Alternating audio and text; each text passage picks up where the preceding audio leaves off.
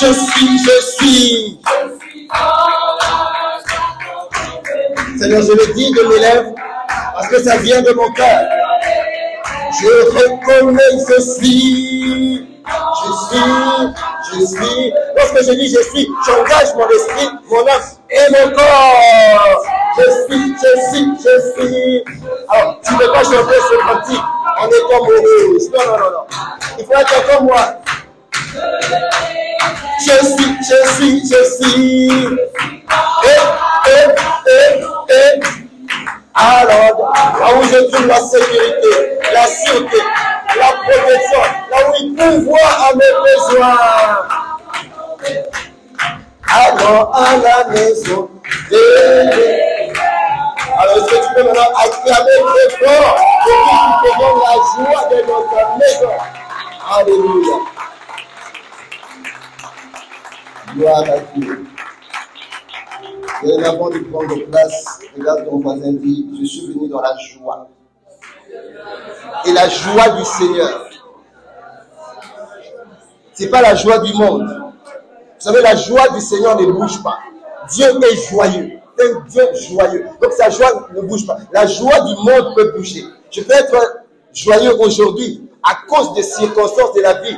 Demain, ne plus être dans la joie. Mais alors, si tu épouses la joie de Dieu, c'est chaque seconde, chaque minute, chaque heure, chaque mois, chaque trimestre, chaque semaine, chaque année, chaque décennie, jusqu'au dernier jour de ma vie, je serai dans la joie.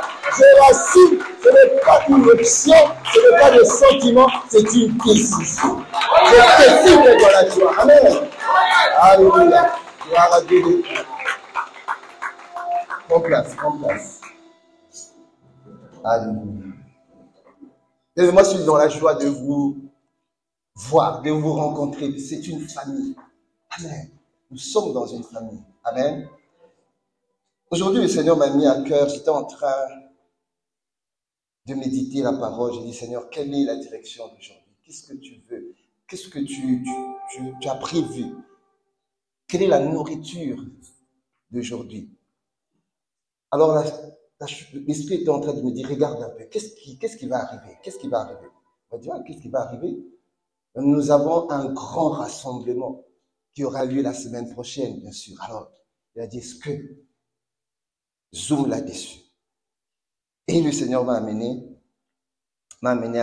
au message que je vais par la grâce de Dieu nous communiquer ce matin. La première des choses que j'aimerais nous dire, bien aimés, alors que nous avons commencé l'année, hein, le premier trimestre vient de se terminer, janvier, février, mars, nous venons de finir. Et là, nous entrons au second trimestre. D'ailleurs, nous avons fini le mois d'avril et là, nous entrons le deuxième trimestre. Et à chaque fois que nous commençons l'année, toute personne cherche la réussite. Quelqu'un peut dire réussite? Moi, j'ai pas entendu réussite. Et c'est normal parce que lorsque Dieu nous a créés, il nous a créés avec quelque chose qui s'appelle la domination. Amen. Il a dit, soyez féconds. Dans le but que Dieu a créé, alors il a dit, soyez féconds. Remplissez la terre, multipliez-vous, assujettissez et dominez. Dans la domination, il y a la réussite. Et l'année qui a commencé, elle a commencé avec des décisions. Et on nous instruit souvent que vous devez commencer l'année en prenant des résolutions, autrement des décisions. Et parmi les décisions qui ont été prises, ce sont des décisions de garder son cœur. Parce que le cœur, vous savez, le cœur, dans le corps humain, c'est le cœur qui régule un peu la circulation du sang. Et c'est le cœur qui envoie le sang de par toutes les parties du corps. Donc le cœur joue un rôle très important. Il en est de même que le cœur de l'homme également joue un rôle très important parce que c'est le cœur qui renvoie également certains éléments dans les différents aspects de nos vies. Donc il fallait garder, nous devons garder, c'est une décision, une recommandation toute l'année de garder son cœur, mais également on nous a recommandé de méditer la parole, de lire la parole, d'obéir aux principes divins, de pratiquer également la parole, parce que Deutéronome 28 dit, mais dans Deutéronome 28, le Seigneur dit, si tu entends la voix de l'Éternel et tu mets en pratique ses prescriptions, sache que je te donnerai la supériorité des nations et voici les bénédictions. Vous voyez, là également, nos pères et nos pasteurs et nos leaders nous ont instruits à pouvoir garder et méditer la parole. Mais aujourd'hui, j'aimerais également maintenant nous développer notre décision qui va avec le rassemblement que nous aurons aujourd'hui, c'est de décider de servir Dieu et servir sa génération. D'où le thème de mon message, c'est décide de servir Dieu et de servir ta génération. Alors, cette semaine qui va commencer, ce sont les stars. Quand nous parlons des stars, ce sont des serviteurs travaillant activement pour le royaume. Amen.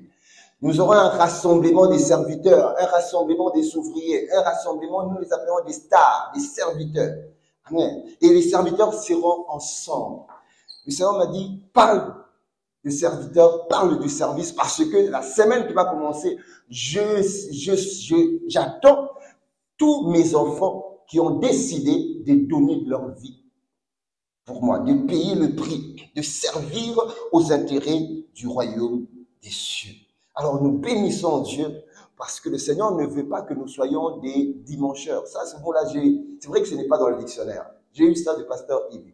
Le jour où il est venu à la cité, il disait, ne soyons pas des dimancheurs. Un dimancheur, c'est quelqu'un qui vient que le dimanche et il part. Encore que, si on compte les 4 dimanches, même les dimancheurs ne font pas les 4 dimanches, alors que Dieu nous demande d'être là.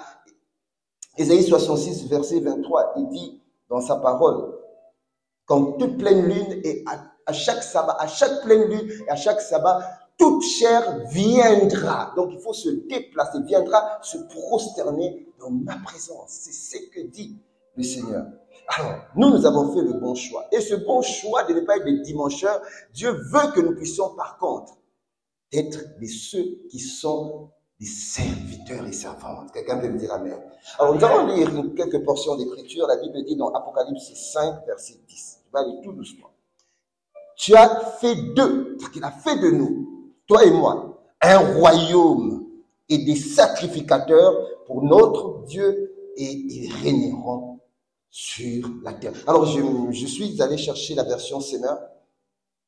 La version Semeur dit, tu as fait d'eux un peuple des rois et des prêtres, wow, au service de notre Dieu, et ils régneront au ciel, ils régneront sur la terre. Alors, je suis un peu allé plus loin, cherchant la version Parole de vie d'Alfred Cohen. La Bible dit, tu as fait d'eux des rois et des prêtres pour qu'ils servent notre Dieu et qu'un jour, ils président aux destinées de la terre. Quelqu'un peut me dire amen. Mais tu as été préparé pour présider aux destinées de la terre. Dis, j'ai été prédestiné et préparé, prédestiné et préparé de présider aux destinées de la terre. Wow, acclame pour toi-même. Acclame pour toi-même. Vous êtes prêts? Alors, c'est ce que Dieu a prévu pour toi et pour moi. Des rois et des prêtres. Alors, je suis un peu allé regarder cette fois-ci je suis allé regarder dans 1 Pierre 2, verset 9, et c'est là où je vais un peu m'attarder. La Bible dit, dans version seconde, vous, au contraire, vous êtes une race élue, un sacerdoce royal, une nation sainte, un peuple acquis, afin que vous annonciez les vertus de celui qui vous a appelé des ténèbres à son admirable lumière. Le Seigneur nous dit, vous êtes une race d'élus. Alors lorsque je vois élus là, l'autre fois j'avais dit, lorsque le Seigneur était en train de chercher à élire, à voter, à choisir, donner au suffrage universel, Dieu avait pris l'enveloppe. Vous savez, nous votons en France. Lorsque tu vas dans l'urne, on te donne une enveloppe et puis il y a plusieurs noms. Tu choisis le nom que tu veux, tu mets dans l'enveloppe et tu mets dans l'urne.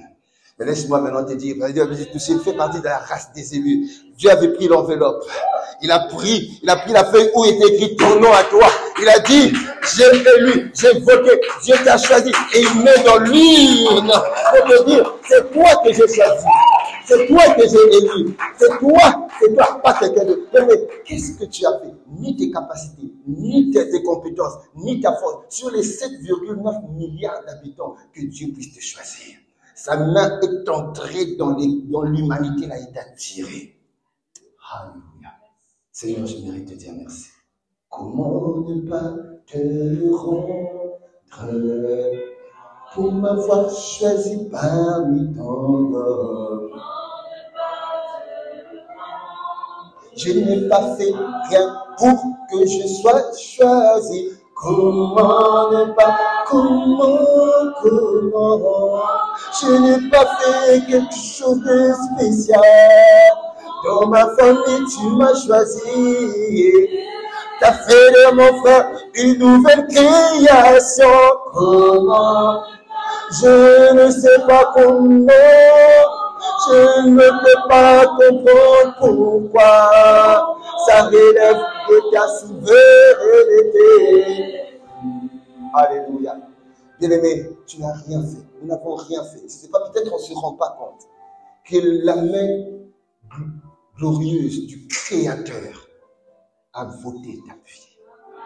Ah, Seigneur, merci. Alors il a dit, il a fait de vous une race d'élus. C'est comme les parlementaires, ils sont privilégiés dans la nation. Quand tu es parlementaire, ils ont des privilèges. Mais si tu fais partie de la race d'élus, sache que tu as des privilèges que d'autres n'ont pas. Alors il dit maintenant qu'il t'a fait un sacerdoce. Mais un sacerdoce, vous allez voir, en grec veut dire hieratoma, qui veut dire le corps de sacrificateur. Autrement dit, c'est lui qui sert Dieu dans le temple. C'est lui qui est un sacrificateur. Un sacrificateur, c'est celui qui offre, qui apporte des sacrificatures. Il est un sacrificateur. Un sacerdoce, c'est celui qui offre des sacrificatures, des sacrifices. En réalité, c'est celui qui est serviteur. Alors, donc, le Seigneur veut que tu sois un sacrificateur. Dieu veut que tu sois un serviteur. C'est la volonté de Dieu. Parce qu'il a dit, il a fait deux. Donc il a déjà fait. Tu n'as pas d'autre chose à faire. Pourquoi? Parce que dans Exode 8, verset 1, la Bible dit, Moïse va dire à Pharaon, laisse aller mon peuple, pas pour qu'ils deviennent des dimancheurs, pas pour qu'ils puissent être des simples croyants. Non, non, non. Pour qu'ils me servent. Alléluia. Il a fait des sacrificateurs et un royaume. Et je suis allé voir, royaume, c'est Basileos, qui veut dire royal ou du roi. Les rois qui servent Dieu et qui servent également le monde. Donc, le Seigneur veut que tu sois un sacrificateur, c'est-à-dire un serviteur dans la maison de Dieu, et que tu sois également un roi, parce que tu l'es déjà, pour servir également ta génération. Car il a déposé en toi quelque chose que personne n'a. Il a déposé en toi quelque chose que aucun être humain n'a. La particularité de ta vie s'identifie dans tes ADN. Quand tu regardes tes ADN, de par le monde entier, tu es l'unique. Dis, je suis unique. Alors si tu dis, je suis un chef-d'œuvre. Plus que le tableau de Picasso. Oui. Et j'attire l'humanité à moi. Oui. Alléluia. Seigneur, merci. Alors, si Dieu a fait de nous des rois et des sacrificateurs, bien aimé, servir Dieu n'est plus une option. Dis à ton voisin, c'est pas une option. Alors, dis encore, c'est pas une option. C'est une nécessité. Alors, je parle de c'est une nécessité et une décision. Bon, peut-être c'est une question qui vous... Je ne dirais pas que ça va fâcher. Mais regarde ton voisin, dis, est-ce que tu sais? Regarde, est-ce que tu sais? Bon, j'ai l'impression que celui de droite n'est... Regarde celui de derrière. Est-ce que tu sers, frère? Oui, c'est ma soeur. Voilà. Dis-lui que tu es un sacerdoce royal. Donc, un serviteur déjà préparé. Amen. La Bible dit dans Éphésiens 2, verset 10. Éphésiens 2, verset 10. Est-ce qu'on peut me mettre ce verset? Éphésiens 2, verset 10. La Bible dit, nous sommes son ouvrage et ont été créés pour les bonnes œuvres qu'il avait préparées d'avance. Ouais. Il y a des bonnes œuvres qui ont été préparées pour qui? Pour les sacrificateurs. Donc tu n'as pas d'autre choix. Alors, bien aimé, si tel est le cas, Dieu nous veut maintenant que nous puissions servir avec ce que nous appelons ici, c'est les 3 T. D'accord? Il y a nos talents, nos trésors et notre temps. Donc il faut donner de ton temps pour servir Dieu. Il faut donner de ton temps. C'est vrai que quelqu'un te dit, oh, je n'ai pas le temps. Bien aimé, si tu n'as pas le temps pour Dieu, sache que tu auras le temps pour autre chose. Vaut mieux encore que tu aies le temps pour servir le glorieux chef d'État de tout l'univers et de toute l'éternité. Alors, vous voyez, lorsque je dis ça, tu ne peux pas comparer nos chefs d'État de nos pays avec notre Seigneur. Lui, il est le glorieux. Nos chefs d'État, on commence à dire son excellence, monsieur tel, il est le chef d'État. Mais nous, il est le glorieux chef d'État. Son État est plus grand. Le royaume des cieux est plus grand que tous les royaumes et il administre le deuxième ciel, il administre toute la terre, il administre tout, les galaxies. La terre est dans la galaxie la terre, mais il y a également plusieurs autres galaxies que le monde ne connaît pas. Mais il administre ça. Et il t'a fait entrer dans la gestion de l'administration de l'univers. Quelle grâce! Quelle grâce! Alors laisse-moi te dire, peut-être que tu ne le sais pas. Dieu, il a dit, nous sommes assis dans le lieu céleste avec Christ. Autant nous sommes sur la terre, nous sommes aussi en même temps assis avec lui. Or là, lui, il est en train d'administrer l'univers. S'il administre l'univers, c'est que ton esprit également est en train d'administrer l'univers. Je ne sais pas si tu es conscient. Ton esprit est en train d'administrer l'univers. En ce moment-ci, ton esprit à toi est en train d'administrer avec l'esprit de Dieu, le cosmos. Plusieurs galaxies, ils sont en train de contrôler, tout doit fonctionner. Il ne faut pas qu'il y ait des galaxies qui se cognent. Il ne faut pas que le soleil puisse sortir de son orbite. Tout ça, c'est administré par le Seigneur. Et ton esprit également est en train d'administrer. Donc tu es important. Acclame pour toi-même. Alléluia. Bien-aimé, serviteur veut dire esclave. En grec, ça veut dire doulos. Quand on dit serviteur, en réalité, c'est quelqu'un qui est un esclave. Or, dans notre monde aujourd'hui, le 27, quand j'étais dans le bureau, je suis allé voir, le 27 avril 1848, c'était la date de l'abolition définitive de l'esclavage. Mais moi, j'aimerais te dire, bien aimé, que l'esclavage continue. Dis aïe, aïe, aïe. Oui, bien aimé, l'esclavage continue parce que les hommes sont esclaves. Ou tu es esclave de Dieu, ou tu es esclave du diable. Ah oui, il y a certains qui sont esclaves de la cocaïne. Voyez, c'est pas l'esclavage physique comme ça. Il y a des gens qui sont esclaves de Dieu maman, de l'argent, qui courent derrière l'argent. Il y a certains qui sont esclaves des œuvres de ténèbres.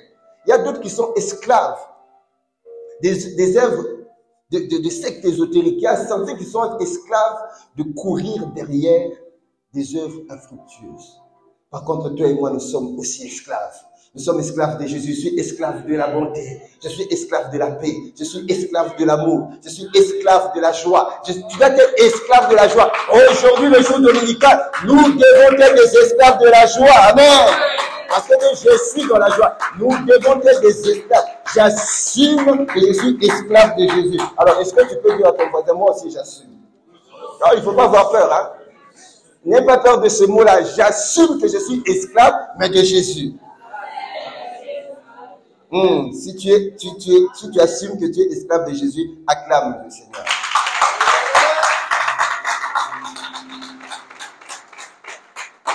Alors, bien aimé, lorsque nous parlons de servir Dieu, il y a quelqu'un parmi nous, et c'est sûr qu'il y a certains d'entre nous qui ne servent pas. Et d'ici la fin, je crois que le Seigneur est en train de parler, l'Esprit est en train de parler. Et lorsque nous voyons servir, on a dit un sacerdoce, c'est lui qui sert, le prêtre qui sert à l'église. Et le roi qui sert à l'église, mais qui sert également en dehors de l'église, dans les activités, dans les 7 sphères. Ok, mais, bien aimé, quelqu'un peut se dire, mais oui, mais moi je ne sers pas. C'est donner le service et donner aux pasteurs, et donner aux prophètes, et donner aux 5 ministères, aux docteurs, aux évangélistes. Alors que j'étais en train de préparer ça, l'Esprit me dit, ok, donne-leur les exemples de plusieurs corps de fonction, des personnes qui n'étaient pas seulement serviteurs dans le sacerdoce, mais dans la royauté. Ils ont régné sur terre, sur les 7 sphères, ils étaient également des serviteurs. Alors nous allons aller rapidement là-dessus. Il y a eu des prêtres et des lévites qui ont été appelés serviteurs de Dieu. 1 Chronique 28, verset 21, la Bible dit, voici les classes des sacrificateurs et des lévites, ils étaient des prêtres, pour tout le service de la maison de Dieu, et voici près de toi pour toute l'œuvre, tous les hommes bien disposés et habiles dans toute espèce d'ouvrage, et les chefs et tout le peuple docile à tous les ordres. Dans 2 Chroniques 28, verset 21, ici on nous parle des prêtres, d'accord? Eux servaient effectivement dans l'église. Voilà. Dans tel département, dans tel autre département, ils étaient des serviteurs dans l'église. Et Dieu veut que nous servions dans l'église. Parce que nous devons être des Ananias, Dieu enverra forcément un Saul dans l'église. Et toi, tu dois venir apporter quelque chose. D'accord? Apporter la vie. Alors, deuxième exemple, il y a les prophètes qui étaient également des serviteurs de Dieu. Dans 2 Rois 9, verset 7, il est dit, tu frapperas la maison d'Akab, ton maître, et je vengerai sur Jézabel le sang de mes serviteurs, les prophètes. Les prophètes étaient également des serviteurs. Quelqu'un me dira, oui, mais pasteur, les prophètes, les prêtres, les lévites, c'était des sacrificateurs dans l'église. J'ai dit amen à mon frère ou amen à ma sœur. Mais nous continuons. Abraham, Isaac et Jacob, bien aimés, étaient des grands hommes d'affaires. Abraham, Isaac et Jacob, ils étaient des grands hommes d'affaires. Mais la Bible dit, ils étaient également tous serviteurs des dieux. On y va. Exode 32, verset 13. Souviens-toi d'Abraham, d'Isaac et d'Israël, tes serviteurs. Voilà, ces hommes-là, ils étaient des hommes d'affaires, mais Dieu les a appelés serviteurs. Ça veut dire quoi? Ils n'étaient pas seulement dans le sacerdoce à l'église, ils étaient des hommes d'affaires. D'accord? Ils faisaient leur business. Abraham avait été riche, il avait beaucoup de biens. Mais Dieu l'a dit, l'a qualifié d'hommes, de serviteurs. Ils étaient des serviteurs de leur père. Alors, on y va. 4. Jacob. Jacob était un multimillionnaire de son époque. Mais il était également serviteur. La Bible nous montre cet extrait dans Ésaïe 41, versets 8 à 9. Mais toi, Israël, autrement dit Jacob, Israël, mon serviteur, Jacob, que j'ai choisi, race d'Abraham que j'ai aimé. Bien aimé, Jacob était un homme d'affaires. Aujourd'hui, la plupart d'hommes d'affaires que nous voyons, la plupart des personnes qui sont riches financièrement et matériellement, la plupart s'éloignent des dieux. Alors que là, on voit qu'ils étaient riches, mais serviteurs de Dieu. Et que dire de Moïse, ce gouverneur politicien? Il est également qualifié de serviteur des dieux. Dans Josué 1, verset 2, la Bible dit, Moïse, mon serviteur, est mort. Maintenant, lève-toi, passe ce Jourdain, toi et tout ce peuple pour entrer dans le pays que je donne aux enfants d'Israël. Même quelqu'un qui a fait la politique en Égypte, Dieu l'a appelé gouverneur. Pourquoi je suis en train de donner ces exemples? Mais c'est pour enlever en nous toutes les raisons et les raisonnements. Que je ne peux pas servir Dieu parce qu'il s'est donné à une poignée de personnes. Non, ça, nous sortons du sacerdoce. Là, nous sommes dans la royauté. C'est-à-dire des gens qui règnent dans un certain domaine et sphère établie dans la société. David, que dire de David? Le roi qui était également qualifié de serviteur. 2 Samuel 7, verset 5. Va dire à mon serviteur David. Vous voyez, tout. On met soit le nom avant serviteur, soit serviteur avant le nom. Mon serviteur David. Ainsi par l'Éternel. Est-ce que toi, qui me bâtirais une maison pour que j'en fasse ma demeure? Waouh! Je continue 7e exemple. J'ai pris 9 exemples pour vraiment te convaincre, bien aimé, que tu n'as pas d'autre choix ni d'option. Ces exemples, c'est pour endommager des raisons et des raisonnements. Zorobabel, il était gouverneur profane de Juda et chef des exilés. Il était également qualifié de serviteur. Dans Agé 2, verset 23, la Bible dit, « En ce jour-là, dit l'Éternel des armées, je te prendrai, Zorobabel, fils de Shealtiel, mon serviteur, dit l'Éternel. » Vous voyez, donc ces hommes, Zorobabel était le gouverneur de Juda. Mais il est appelé serviteur. Donc il faisait la politique, mais en même temps, bien aimé, cela ne l'a pas empêché de servir Dieu. Que dire des gens? L'homme le plus riche de son époque, À cette époque-là, il était vers l'Orient. Dieu l'a qualifié également serviteur. Dans Job 1, verset 8, la Bible dit, l'Éternel dit à Satan, as-tu remarqué mon serviteur Job? Il n'y a personne comme lui sur la terre. Waouh! C'est un homme intègre et droit, craignant Dieu, se détournant du mal. Et mon dernier exemple, peut-être vous ne vous attendez pas trop, c'est Nebuchadnezzar. Le roi de Babylone était également appelé serviteur. Dans Jérémie 25, verset 8 à 9, je vais lire rapidement. C'est pourquoi ainsi il parle l'Éternel des armées. Parce que vous n'avez point écouté mes paroles. J'enverrai chercher tous les peuples du septentrion, dit l'Éternel, et j'enverrai auprès de Nebuchadnezzar, roi de Babylone, mon serviteur. Waouh! Même un roi qui ne connaissait pas les lois judaïques, qui ne connaissait pas le Dieu d'Abraham, d'Isaac et de Jacob, Dieu s'est servi de lui et Dieu l'a appelé mon serviteur. Alors, je ne sais pas qu'est-ce que tu fais comme fonction. Est-ce que tu es fonctionnaire? Est-ce que tu travailles dans le secteur séculier, dans le privé? Est-ce que tu as tes propres affaires? Tu es auto-entrepreneur? Tu es chef d'entreprise? Que dire d'autre? Est-ce que tu es fonctionnaire? Mais quelles que soient les fonctions que tu fais, vous voyez, là, Dieu a donné, nous a convaincus que nous devons servir Dieu. Alors là, j'aimerais maintenant te dire, pas seulement toi. Si tu sers déjà, gloire à Dieu, mais regarde tout autour de ta maison. Si tu ne sers pas encore, embarque-toi comme Josué. Noé s'était embarqué dans l'arche de Noé avec toute sa famille. Josué 24, verset 15. La Bible dit, et si vous ne trouvez pas bon de servir Dieu, bien aimé, c'est une tragédie. Quelqu'un me dit tragédie. Alors, je n'ai pas entendu tragédie. Et la tragédie, c'est de ne pas trouver bon de servir Dieu. Si tu ne sers pas Dieu, tu serviras qui d'autre? Parce que le même Dieu, là, tu le retrouveras pour l'éternité. Et Jésus disait au peuple avec qui il vivait, si vous ne trouvez pas bon de servir Dieu, choisissez aujourd'hui qui vous voulez servir. Ou le Dieu qui servait vos pères au-delà du fleuve, ou les dieux des Amoréens dans les pays desquels vous habitez. Mais moi et ma maison, nous servirons l'Éternel. Oh, bien-aimé, qu'il en soit ainsi pour toi et pour moi. Moi et ma maison, toi et ta maison, toi et ta famille. Nous devons même prolonger, nous et nos familles. Nous devons servir l'Éternel. C'est une joie. Regardez, quand on voit Abraham, Abraham était attaché serviteur de Dieu. Son fils est venu, Isaac, attaché serviteur de Dieu. Après Jacob, Israël, serviteur de Dieu. Voyez, ça se suit comme ça. Là, la semaine va commencer, le camp des stars. Et j'aimerais en appeler à quelqu'un ce matin qui n'a pas encore pris la décision de faire ce grand pas que nous avons fait. C'est vrai que lorsque tu commences à servir Dieu, il y aura forcément un prix à payer.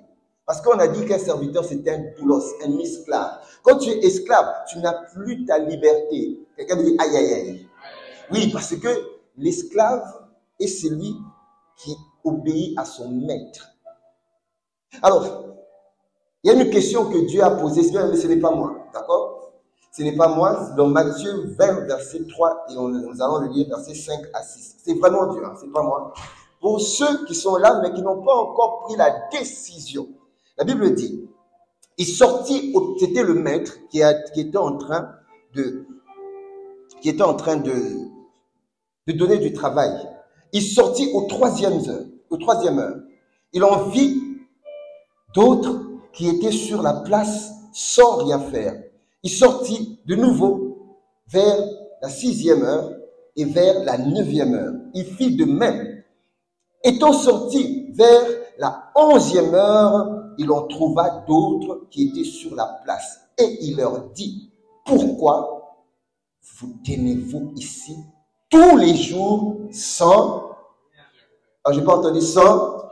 Alors, j'ai pas entendu sans. Alors, Dieu est en train de dire, pourquoi tu viens à l'église tous les dimanches? Tu te connectes, c'est bien. Tu pries avec nous, c'est bien.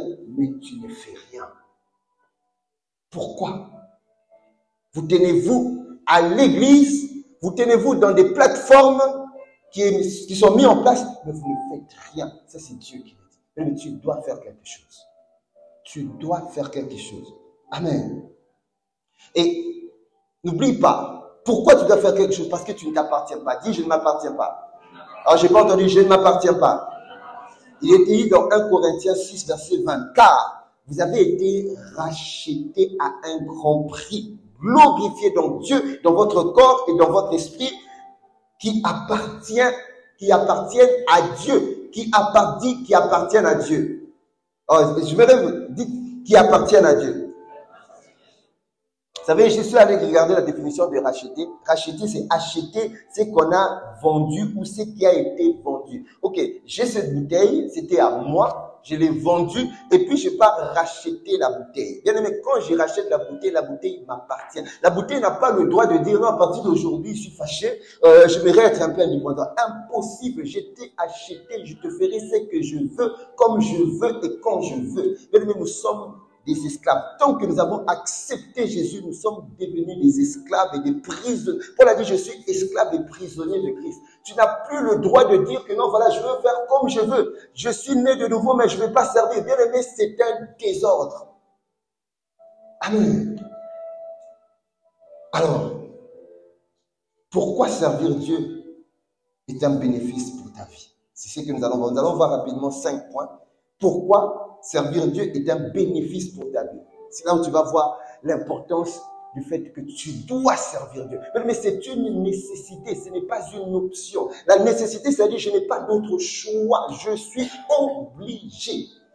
Le premier point, Dieu marquera une différence entre ceux qui servent et ceux qui ne servent pas. Peut-être tu n'es pas au courant, peut-être tu ne sais pas, peut-être tu l'ignores, mais laisse-moi aujourd'hui te dire que si tu sers Dieu, le Créateur, il faut toujours réaliser la grandeur sublime de Dieu, parce que lui, il est dans l'éternité, nous sommes dans le temps. Il adviendra un temps où Dieu marquera une différence. La Bible dit dans Malachie 3, versets 17 à 18.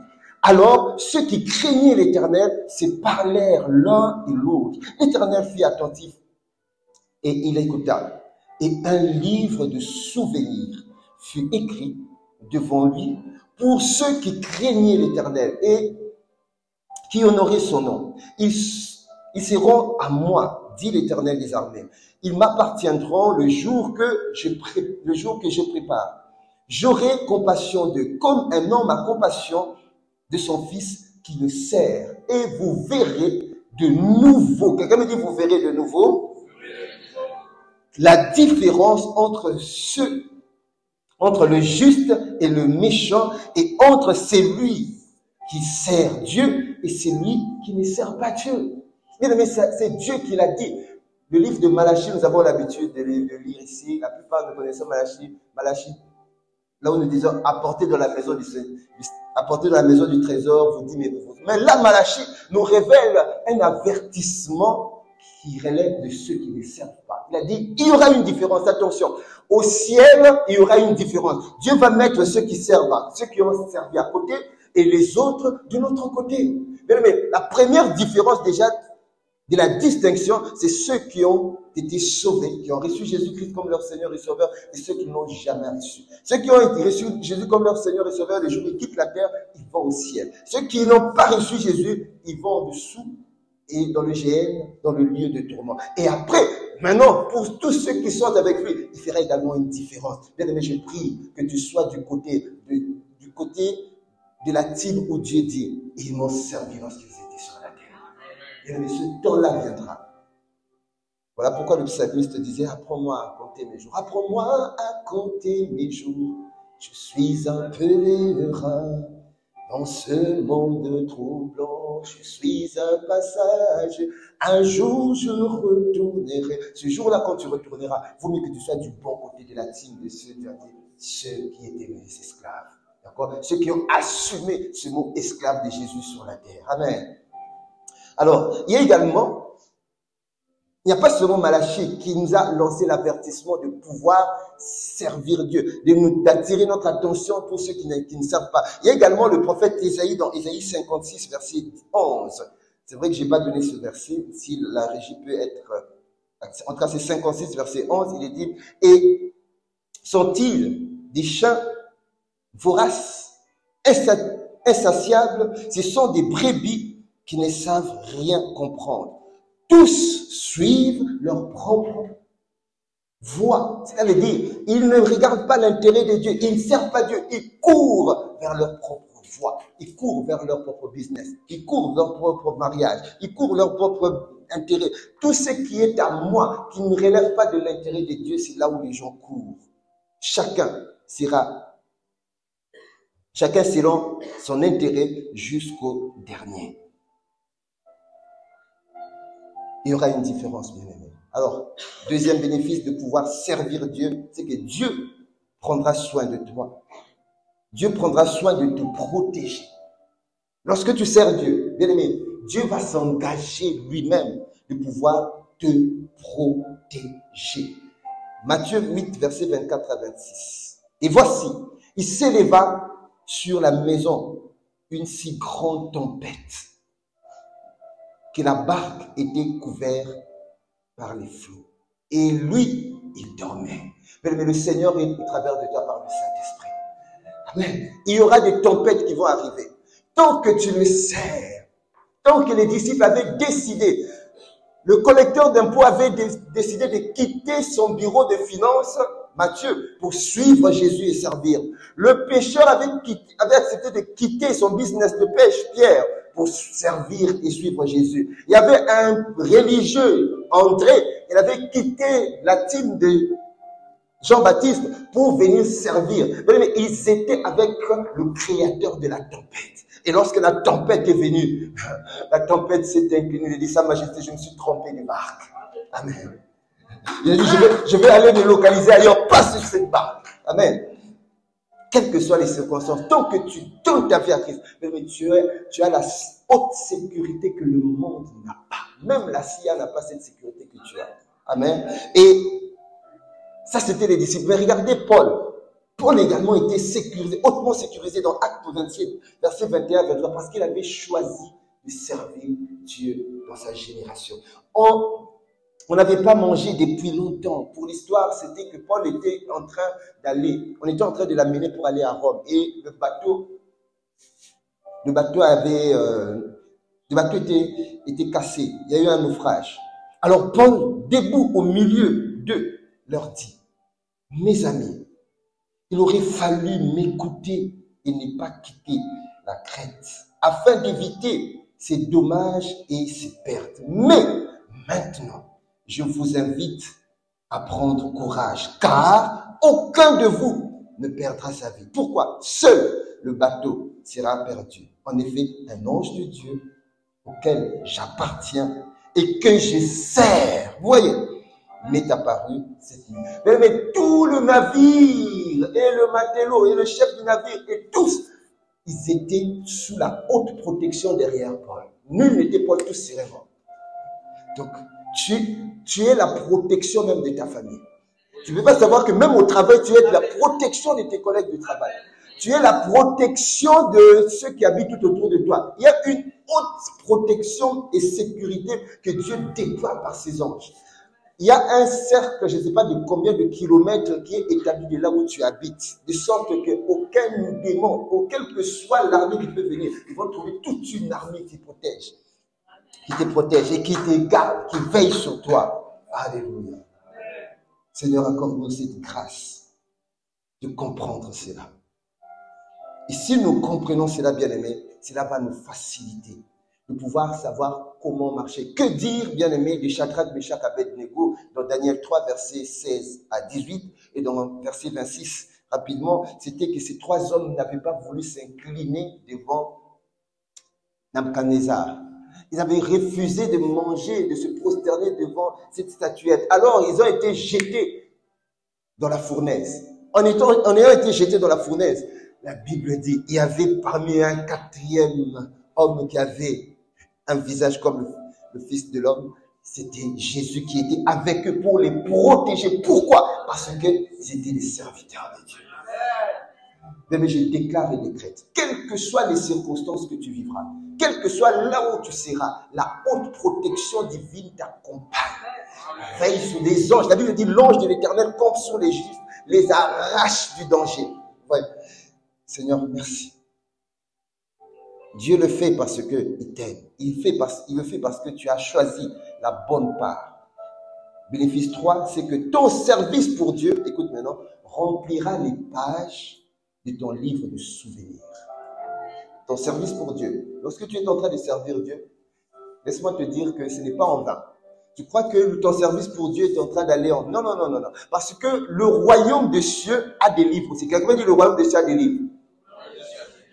Le monde a des livres, mais dans notre pays d'origine, le royaume des cieux, il y a également des livres. Parce que la Bible dit dans Hébreux 11, verset 3, je n'ai pas donné ce verset, les choses et le monde visible tirent leur origine des choses et du monde invisible. Donc si dans le royaume des cieux, dans notre pays d'origine, il y a des livres, c'est qu'il y aura également des livres sur la terre. Dans le royaume des cieux, il y a des lacs, il y a des fleuves, il y a également des fleuves sur la terre. Alors, dans notre mère patrie, il y a des livres, mais parmi ces livres, il y a un livre que le Seigneur a sanctifié. C'est-à-dire, il a essayé de me révéler. Ça s'appelle le livre du souvenir.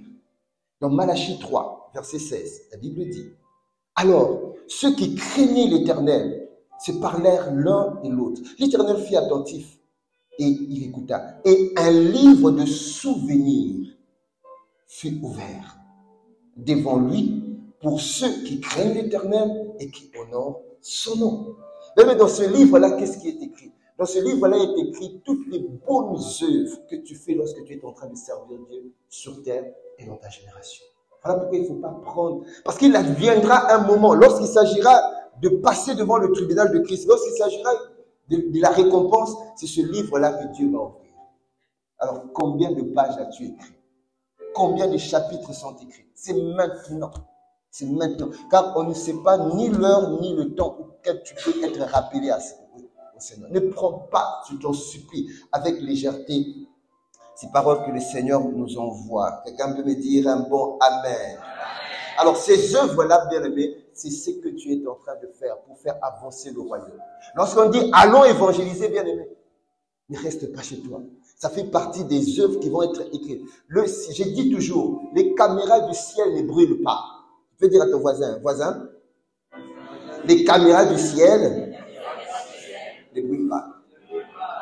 Les caméras du monde, on peut te filmer après, on dit, oh non, non, mais ça, voilà. On ne retrouve plus parce qu'il y a eu un problème de circuit, et puis non. Mais les caméras du ciel filment. Tout est pas. Lorsque tu es en train d'aller de lieu en lieu, comme la Bible dit de Paul, je crois dans 1 Corinthiens 9, 16, la Bible dit, depuis Jérusalem et les villes aux alentours jusqu'en Illyrie, j'ai abondamment répandu l'évangile de Christ. C'est que Dieu veut que tu fasses comme Perside. La Bible dit, Tréphose et Tryphide ont servi Dieu, ont travaillé pour Dieu. Mais Perside a beaucoup travaillé pour le Seigneur. Bien, mais Perside, on le retrouvera au ciel. Au ciel, on retrouvera là, c'était là, parce qu'elle a énormément travaillé. Est-ce qu'il y a-t-il une Perside dans la salle? Est-ce que quelqu'un peut susciter des Persides de notre génération qui auront aussi beaucoup travaillé pour le Seigneur et Père? C'est ma prière. Alléluia. Alors, si nous devons travailler pour Dieu, Jésus maintenant a dit, écoutez, dans Jean 4, verset 34, il dit ma nourriture. Et Jésus leur dit, ma nourriture est de faire la volonté de celui qui m'a envoyé et d'accomplir son œuvre. Je t'en supplie, tu dois le savoir. Toi également, ton esprit a une nourriture. La nourriture de ton esprit, ce n'est pas seulement la parole. D'accord? Mais également, c'est accomplir, comme la Bible dit, c'est faire la volonté de celui qui t'a envoyé. David a dit, le Seigneur a dit de David, dans Acte 13, que j'ai trouvé David, mon serviteur, l'homme qui accomplira toutes mes volontés. C'est Dieu qui l'a déclaré après que David soit mort. Il faut qu'il en soit dit également de toi et de moi. Après ou pendant notre séjour sur la terre, que nous aurons accompli les volontés de Dieu. Il faut. Seigneur, accorde-nous la grâce. Quatrième bénéfice, c'est que Dieu prendra soin de toi et soin de ta famille. Prendre soin, cela veut dire tes besoins physiologiques, tes besoins, c'est que tu veux. Parce qu'il a dit dans Matthieu 6, donne-nous aujourd'hui notre pain. Dieu sait que nous avons des besoins. Il le sait. Alors regardez maintenant ce que Dieu nous donne comme réponse par rapport aux besoins pour ceux qui servent Dieu. Parce que là, nous sommes en train de voir ceux qui servent Dieu. Exode 23, verset 25. La Bible dit, vous servirez l'Éternel. J'aime bien ce verset. C'est un verset que j'ai retenu il y a plus de 10 ans.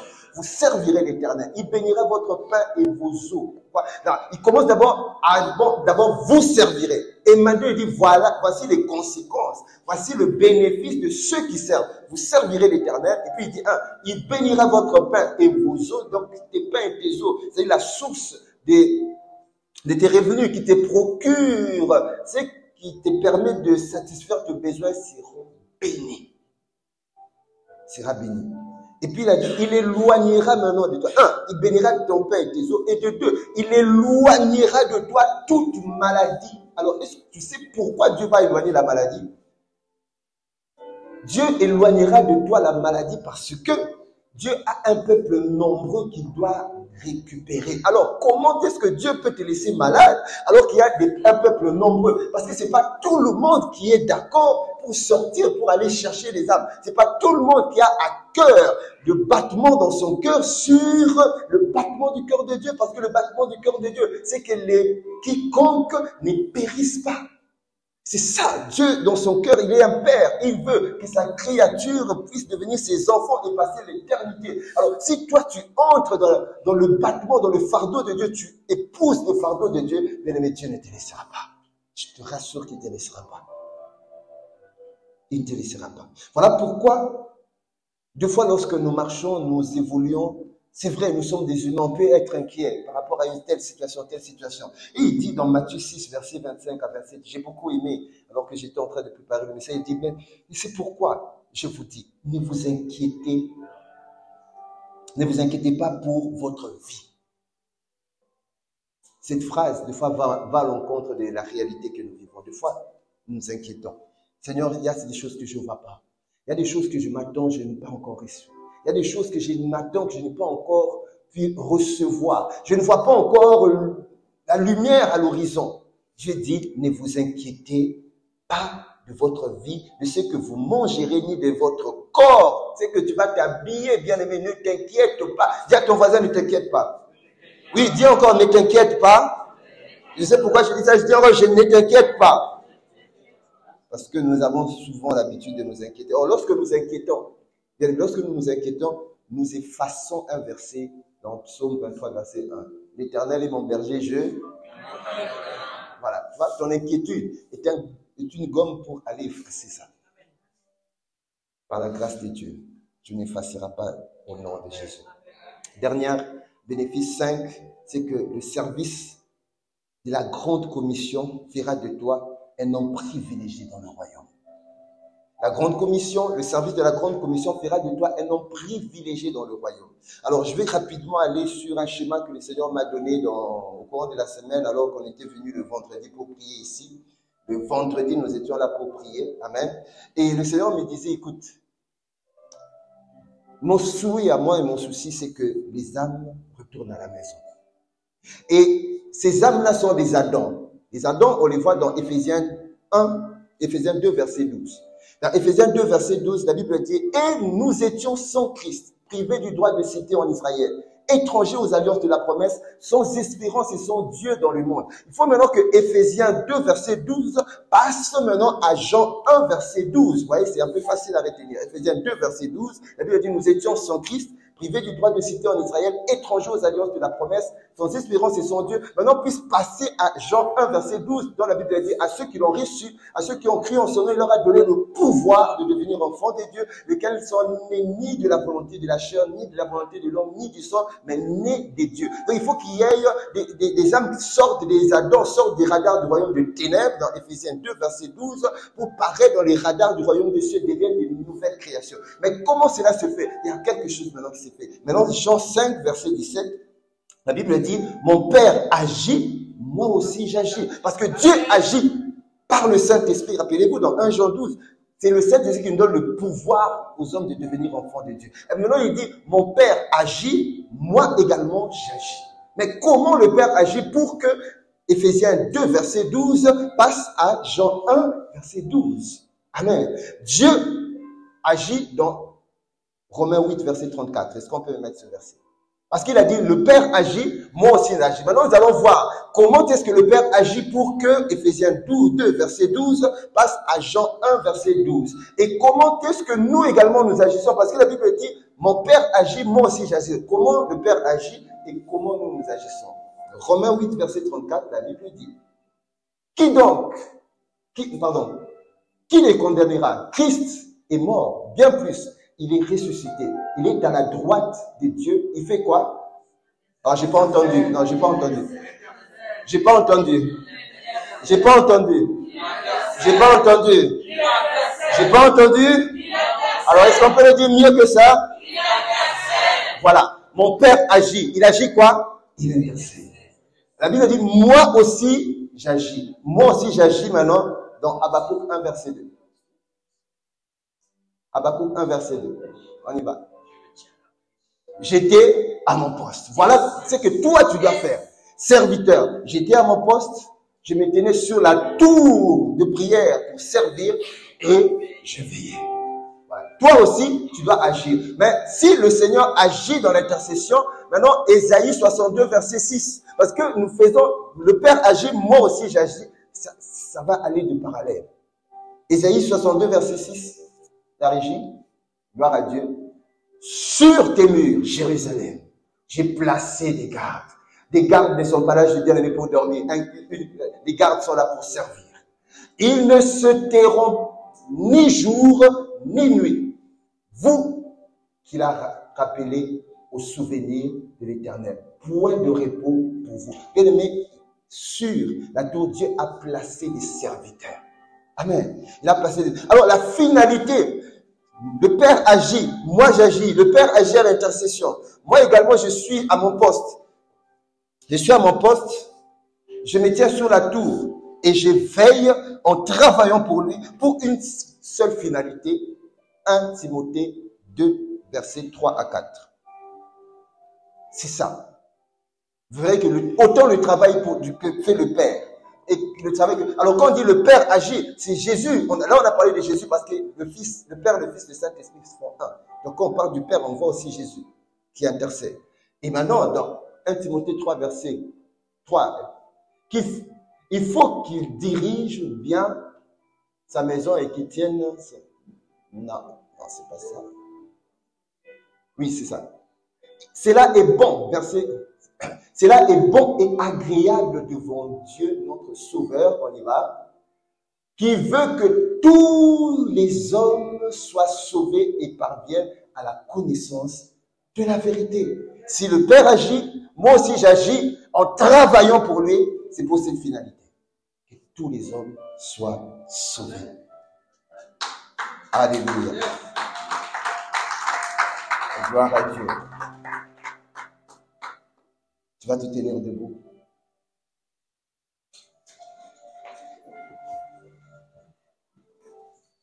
Et ce que je ressens, tu vas tenir la main de ton voisin.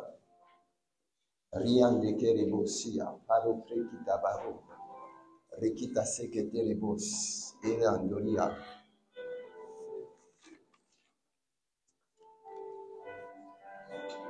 C'est une manière de dire, Seigneur, nous prenons la décision. Nous prenons la décision de te servir. Tu vas répéter après moi. Abba Père, tu nous as parlé par ton serviteur.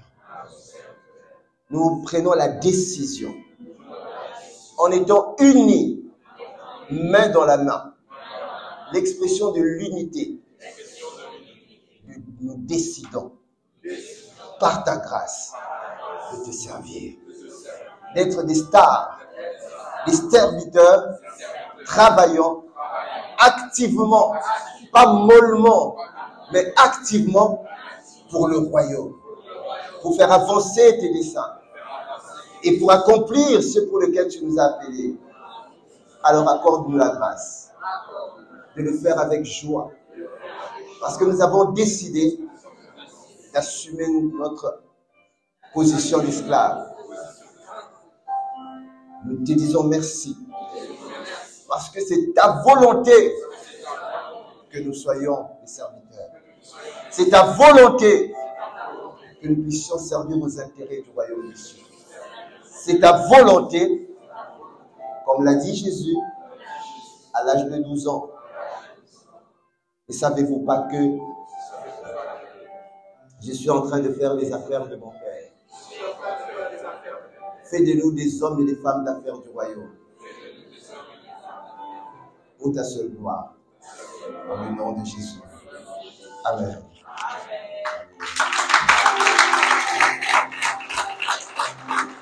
Alors, je vais prendre place, nous sommes arrivés à la fin. Je vais rapidement demander à tous ceux qui sont arrivés pour la première fois. Vous avez vu ce schéma entre celui qui est Adam, Éphésiens 2, 12, pour passer, devenir une nouvelle création, Jean 1, 12, et que le Père agit. Sache que si tu n'as pas encore donné ta vie à Christ, sache que si tu n'as pas encore donné ta vie à Christ, c'est que le Père, Jésus est en train d'intercéder. Alors, ma première question, c'est de savoir, si tu n'es pas encore réconcilié. Pour servir, il faut d'abord se réconcilier. Il faut d'abord donner ta vie à Christ. Pour servir Dieu, il faut d'abord que tu te positionnes, que tu sois branché à la fréquence FM Saint-Esprit. Et que seulement après, que tu peux commencer maintenant à entrer, à devenir serviteur, disciple, serviteur de Dieu. Alors, bien aimé, l'Église, nous le disons et nous le redirons, c'est l'une des ambassades diplomatiques du royaume des cieux qui peut donner à n'importe qui de visa qui aurait coûté très très cher, ce visa de salut, mais que le Seigneur nous le donne gratuitement pour rejoindre le royaume. Parce que tu ne sais pas quand est-ce que tu peux quitter la terre. Quand tu entres dans ces portes, il faut te rassurer que tu es réconcilié à Jésus. Alors, juste une couronne aux têtes, si tu n'as jamais donné ta vie à Jésus, élève juste ta main, nous allons t'accompagner. Il n'a pas eu honte de toi pour mourir à ta place. D'une mort honteuse, humiliante et rabaissante. Il a accepté pour toi. Alors, même toi qui me suis sur les réseaux, si tu n'as jamais donné ta vie à Christ, tu vas faire la prière avec moi. Et l'Église, vous allez m'accompagner. Seigneur Jésus, je viens devant ta face. Je reconnais que je suis pécheur. Je reconnais que je suis pécheur. Je viens devant ta présence. Toi qui es mon Seigneur et Sauveur. Toi qui as accepté de mourir à ma place. C'est donc qu'il est écrit, si tu confesses Jésus-Christ de ta bouche, qu'il est Seigneur, si tu crois dans ton cœur qu'il est mort, qu'il est ressuscité, tu seras sauvé. Ce matin, tu me fais grâce de me rapprocher de toi. Car la Bible dit, ce n'est pas vous qui m'avez appelé, c'est moi qui vous ai appelé. Ce matin, tu m'as appelé et tu m'as attiré à toi. Je viens te donner mon cœur afin que je devienne ton enfant. Je viens te donner ma vie afin que j'appartienne à la famille des dieux et que je devienne une nouvelle création. Tendre Père, merci parce que je reçus Jésus comme mon Seigneur et mon Sauveur.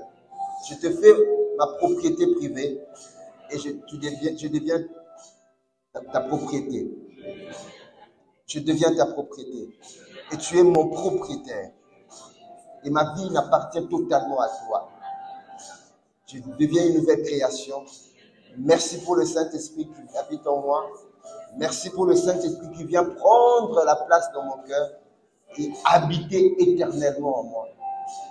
Et je commence une nouvelle vie. Ma vie en Christ, appartenant à la famille des dieux. Je te rends grâce au nom de Jésus. Amen.